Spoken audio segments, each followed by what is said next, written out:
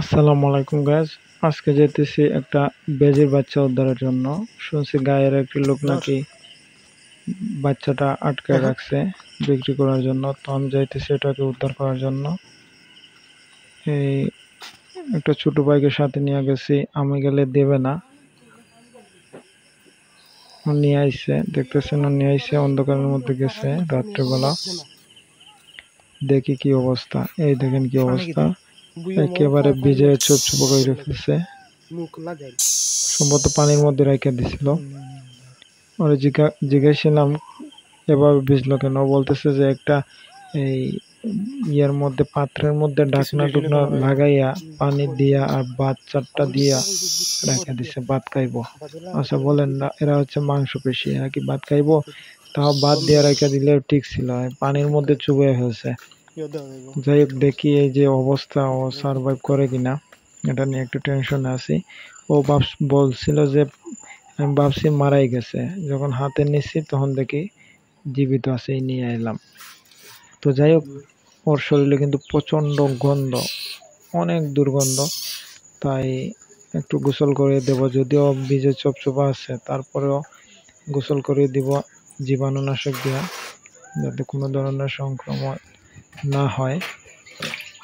তারপরে আমার রুমে অনেক মুরগ আছে, পাখি আছে, এদের যাতে কোনো ধরনের সংক্রমণ না হয় ওকে জীবাণুমুক্ত করে নিতেছে। তা ওর জন্য ভালো। ঠান্ডা লাগতেছে, তারপরও কিছু করার নেই, এটা করতেই হবে, ওর জন্য ভালো। অনেকটা ফ্রেশ করার পর প্রায় মিডিয়াম পর্যায়ে হয়ে গেছে দুর্গন্ধটা। এখন ওটা একটু গাটা মুছে দেব, পানিটা তুলে ফেলবো যাতে ঠান্ডা না লাগে। ও কিন্তু কাঁপতেছে, ঠান্ডায় অনেক কাঁপতেছে। তারপরে কিছু করার নাই, গোসল দিতেই হইব। গোসল দিয়ে এখন ওর শরীরের পানিটা একটু তুলে দিতেছে, তারপরে ইনকিউবেটরে দেব যাতে ঠান্ডা না লাগে।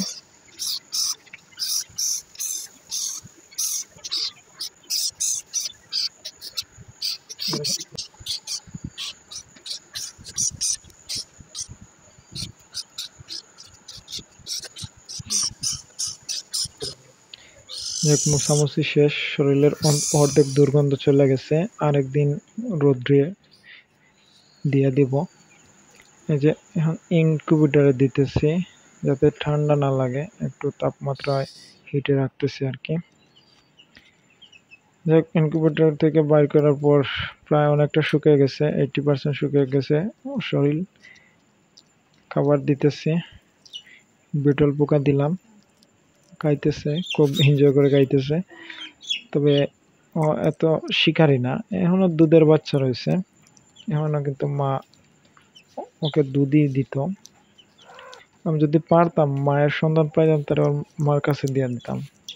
আর একা চাইরা দিলে সার্ভাইভ করতে পারবো না, কারণ ও শিকার কি খাবারই বুঝে না, খাবার হাইটা গেলে দেখে না, ওই গন্ধ শুকে আর কি যা যতটুকু ধরতে পারে, দেখলে একটু বুঝতে পারবেন।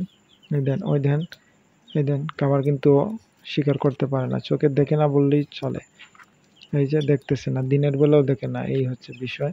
ওর মুখ গন্ধ শুকে ওর মুখের কাছে গেলে ও যদি ধরতে পারে তাইলে ঠিক আছে। এই যে এই দেন চাইরা দিছে, তারপরেও মানে পারতেছে না, গন্ধ শুকে আইতেছে। এই মানে স্বীকার করতে পারেই না। তো এইটুকু বাচ্চাকে সার্ভাইভ করা সম্ভব? তো আমি ওরা একটু যখন একটু নিজের উপর ডিপেন্ডেন্ট হয়ে যাবে, ওকে উন্মুক্ত করে দিব। তারপর ওর নেক্সট আপডেট জানতে চাইলে অবশ্যই আমাকে কমেন্ট করবেন, আমি আপডেট দেব। যখন ভিডিওটা পোস্ট করতেছি তখন ওর অলরেডি 3-4 দিন হয়ে গেছে, 3-4 দিন আগের ধারণকৃত ভিডিও, প্রথম দিনের। অলরেডি খুব অ্যাক্টিভ, এখনো খুব সুস্থ অ্যাক্টিভ আছে আলহামদুলিল্লাহ, যাতে সার্ভাইভ করতে পারে। আপনারা সবাই দোয়া করবেন।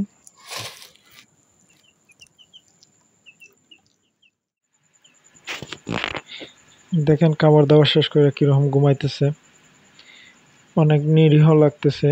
যদিও ও কিন্তু অনেক অ্যাগ্রেসিভ, কামড়াইতে চায়, তারপরেও ঘুমের মধ্যে ওরে অনেক কিউট লাগতেছে, নিরীহ লাগতেছে। মাঝে মধ্যে হয়তো মশা ডিস্টার্ব করতেছে, তাছাড়া নবাবের মতো ঘুমাইতেছে। আর বাদ বাকি আপডেটের জন্য অবশ্যই জানাবেন, আর দোয়া করবেন ওর জন্য, ও যেন ভালোভাবে সার্ভাইভ করতে পারে, আমিও যাতে কেয়ার করতে পারি ভালোভাবে। আসসালামু আলাইকুম।